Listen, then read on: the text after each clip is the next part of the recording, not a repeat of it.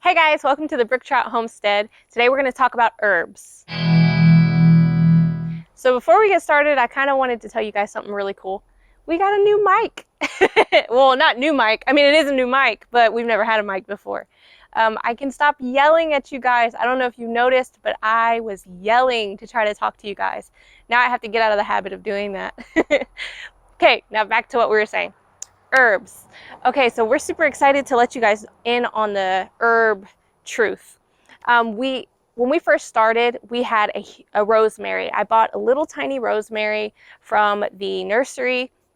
I was super excited to plant it, didn't know where to plant it, so I put it dead in the middle of my raised bed. The next year, it was huge. I mean, it loved it. It's full sun here. It did great.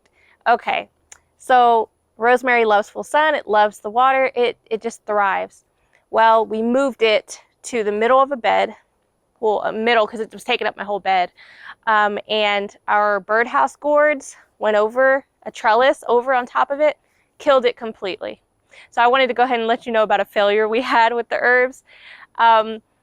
Rosemary needs sun, but it will get huge if it's happy. So make sure you put it in an area, probably in ground is best. That's what I saw because, I mean, it did great in my bed, but it actually flowered and grew so fast when it was in ground. But also make sure that that ground is lush and happy and alive. So this plant I have here is Italian oregano. This grows fast. And not only fast, it will creep all through, just kind of like the rosemary did, but you can cut it back and it's fairly easy to cut back. Mine is actually flowering right now. I can pull some out. It's flowering. So if you don't want it to grow too much or put out seeds, go ahead and cut all the flowers back. Do whatever you need to do. If you want it to put out seeds, then that's up to you. It's already growing some oregano outside of my bed as well, because we've been working on the soil so much that things just seed so quickly. It's a blessing, but then sometimes it's kind of chaos too. But just keep an eye on your oregano and make sure you're freezing it. If you want to have oregano more, you can either dry it, which we just cut some stems, some stems. We put it upside down, tie a string, and we hang it on our rack. And we dry it like that, and then we can take the leaves off, put it in a mason jar, and that's how we store it. Or you can take some off and you can freeze it as well. You can freeze it in ice trays with olive oil, so you can just have it on the go, just throw it in your pot and get it with whatever you want it to make. That's a super easy way as well, and plus it has the olive oil already in it. This plant here doesn't look so pretty right now, but it's Balm Monarda. Oh my word, the flowers are so pretty. They're like little fireworks. I'll probably have to have him put a picture in. And we actually use it for tea, and I use it for my skincare. It's not only pretty, and the bumblebees love it, but it just makes the raised bed pop a little more. That not too many herbs have that fresh pink and blue flowers. And if that's what you're looking for, that's what you need. The way I harvest the Monarda is I do the same thing I do as the oregano. I just cut it up, hang it, take the leaves off, sometimes the flowers. I put them in oil though, in a mason jar, put it under my sink, 5 weeks, and then I use it for my skincare. The oil turns such a pretty color, and it's just another way to use our herbs. It also grows very good. You can propagate it easily.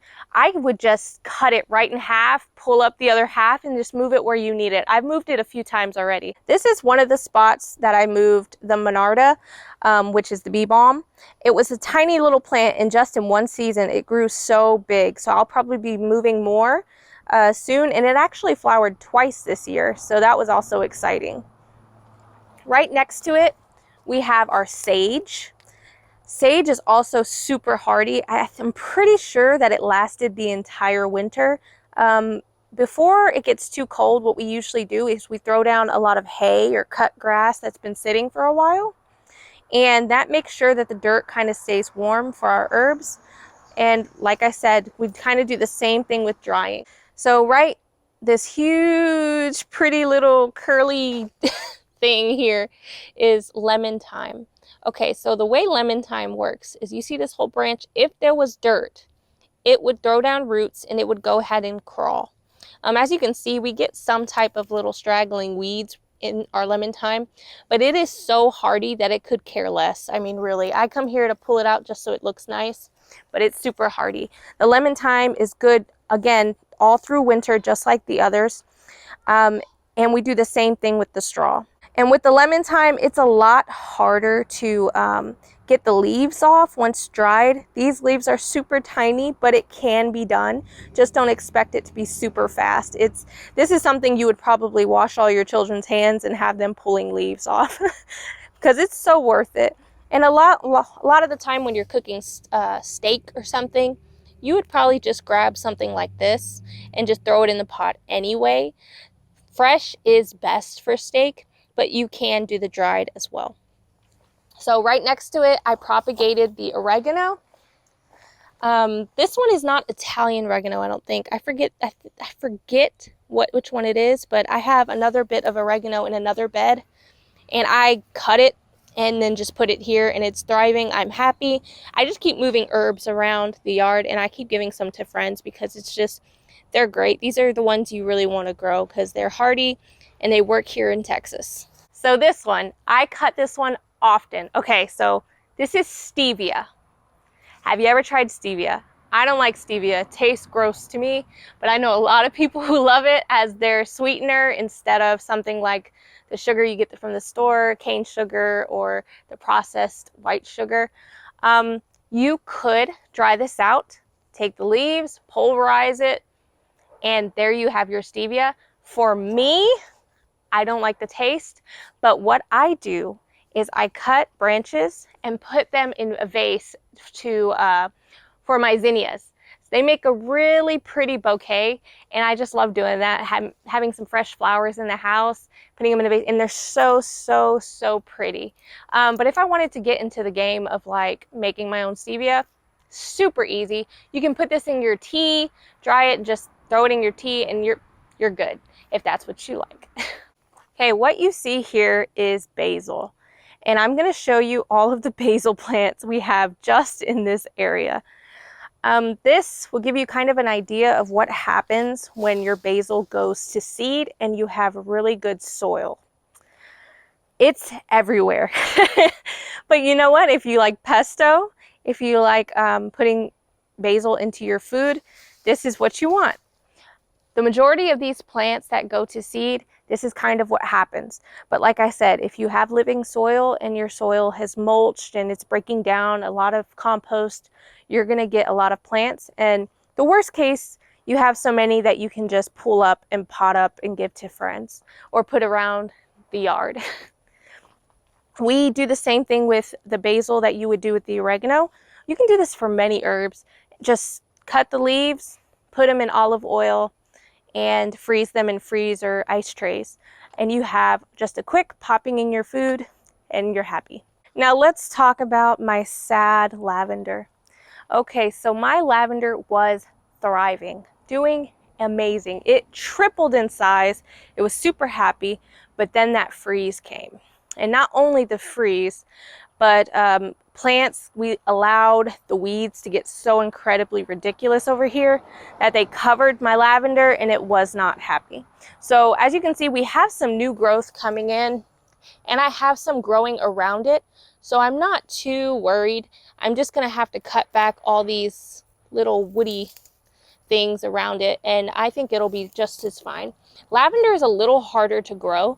It really likes loose soil and watering occasionally from what I've experienced. I don't know a lot of people in Texas who happily grow lavender, but it's working for us and all the mixes in the soil here is just a really good compost and a lot of broken down natural mulch. So what's on the right, this is chives. I actually have a lot of this in other beds, but I went ahead and just wanted to show you this one. This is the one I've had the longest. When we started growing plants and we just did this whole bed, that was one of the first things I put in here were chives. They grow and they last, and I was cutting it all through the winter time. I mean, it was happy, but like I told you, we believe in a thick mulch and we put cut grass and whatnot around our plants. So a lot of them last through the winter, like the hardier perennials. My chives are actually going to seed right now.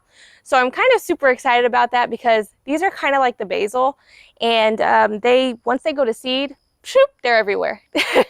So be ready for that, but it's exciting. You get to eat chives all the time. I actually prefer chives more than I prefer onions.